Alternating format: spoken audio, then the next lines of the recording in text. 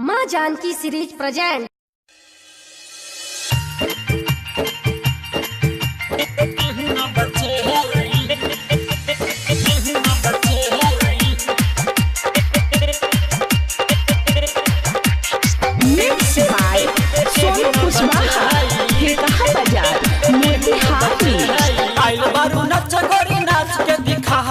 टंगरी से घंगरी उठा के दिखाब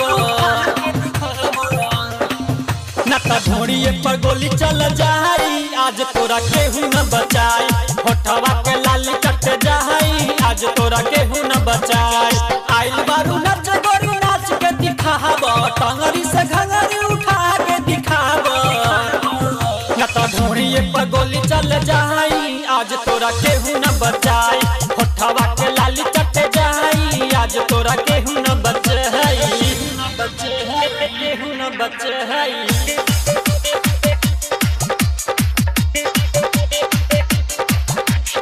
मिक्स बाय सोनू कुशवाहा, ठेका बाजार मोतिहारी।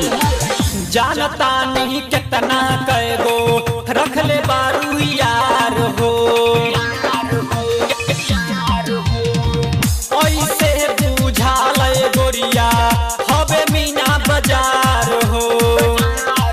नच नच पूजो मंडल काई, आज तोरा केहू न बचाई।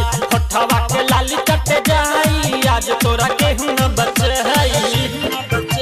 Recording by Krishna studio Muzaffarpur.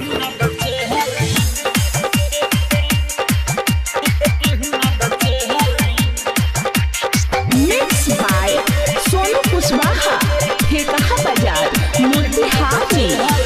टुन टुन दिल वाला तार खोल दी ही छोरिया हो, कहता हर जीत जवान मान जा तू गोरिया हो। विकासवा से पाला पर जाई, आज तोरा केहू न बचाई। होठवा के लाली कट जाई, आज तोरा केहू न बचाई। आइल बारू नच गोरी नाच के दिखाब, टंगरी से घंगरी उठा के दिखाब न त ढोड़िए पर गोली चल जाई, आज तोरा केहू न बचाई। होठवा के लाली कट जाई, आज तोरा केहू न बचे है।